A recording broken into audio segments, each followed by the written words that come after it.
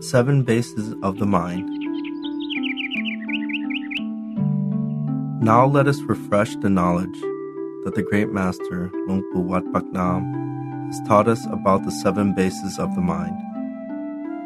The first base is at the rim of the nostril, on the right side for men, on the left side for women. The second base is at the corner of the eye, on the right side for men, and on the left side for women. The third base is at the center of the head. The fourth base is at the roof of the mouth. The fifth base is at the upper center of the throat, above the Adam's apple. The sixth base is at the point in the middle of the abdomen, the meeting point of an imaginary line between the navel through the back and the line between the two sides. The seventh base of the mind is 2 fingerbreadths above the navel. This base is the most important point in the body. It is the very center of the body and the point where the mind can come to a standstill.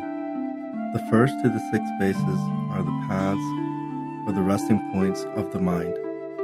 The 7th base is the home of the mind. This is where the mind should be maintained at all times. You'll be able to see the 7th base when your mind is perfectly still.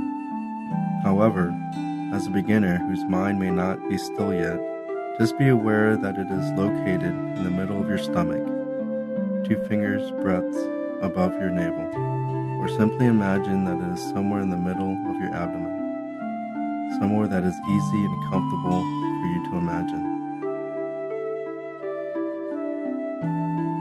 Visualizing a meditation object.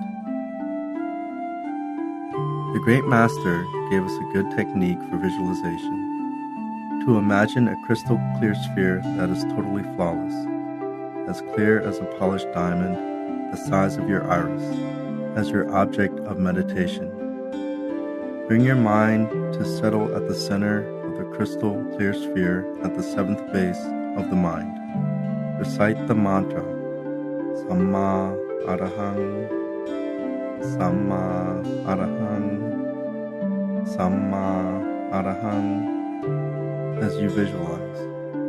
Make sure that the mantra and your visualization go hand in hand. Maintain this state of mind continuously. This is a method that our Great Master has taught us. Some of you may find it difficult to visualize the crystal sphere. If this is the case, you may choose an object that is easiest for you to imagine, something that you're more familiar with, such as an apple, an orange, a dumpling, a bread bun, whatever you may feel comfortable imagining. A gentleman imagined a bread bun as his object of meditation because he sold buns for a living. Before long, that bread bun turned into a crystal and appeared at his 7th base. From that day on, his bread buns were selling like crazy. Keep visualizing, and soon, whatever object you visualize will progress to become the sphere of primary path. Use whatever object you wish as your object of meditation, a diamond, a pearl, a precious stone, or anything at all.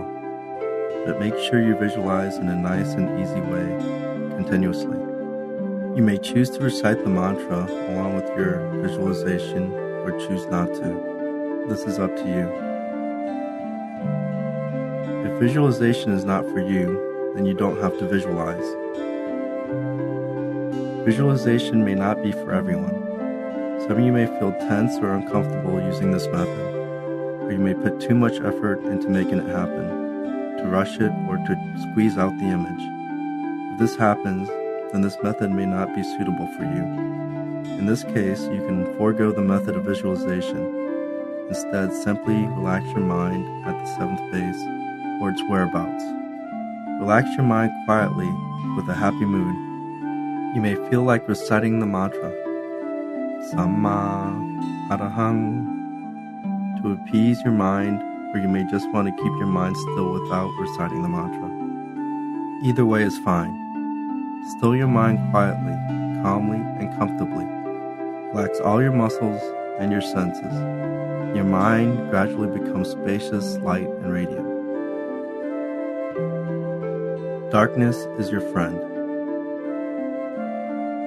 Darkness is not an enemy that stops you from attaining the Dhamma. Darkness is your friend if you know how to take pleasure in it. Don't be discouraged if you don't see any images. Stay with the darkness in a relaxed manner. The darker it is, the closer it is to brightness. Sooner or later, the brightness will appear. Stay with the darkness in a happy and joyous mood without questioning whether or when brightness will appear. Get acquainted with the darkness using a calm and peaceful mind. Don't become anxious or disappointed. Feel that you're sitting quietly in a night that is pitch black. If it appears like 1 a.m., then accept it as 1 a.m. No matter how badly you want to rush, the sun is still not ready to come out at this hour. Even if it is 2 a.m., 3 a.m., 4 a.m., or 5 a.m., still it is not yet the right time for the sun to show up. It is only when the dawn is breaking that the sun will come out to give its bright, shining, golden rays to the world. If you just sit quietly and calmly without worrying about anything, soon your mind will become peaceful and your wishes will be fulfilled and the brightness will appear on its own. Light of purity. Don't get excited when you see the bright light or wonder where the light is coming from, or whether you have left the lights on. Be unaffected by it. Feel happy that there is brightness. It is natural for the inner light to appear when the mind is still and purified.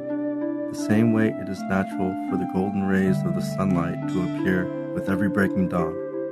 This is the light of purity. It is your reward when you embrace the Dhamma and train your mind to be still. Once you realize that the appearance of the bright light is a natural occurrence, you won't feel excited the same way you don't feel excited seeing the sun rising in the morning. By being calm, your mind will become even more still. Soon you'll see the source of the inner light, and one after another, the transcendental bodies will emerge. Continue to maintain a calm and radiant mind until you attain the inner Dhamma.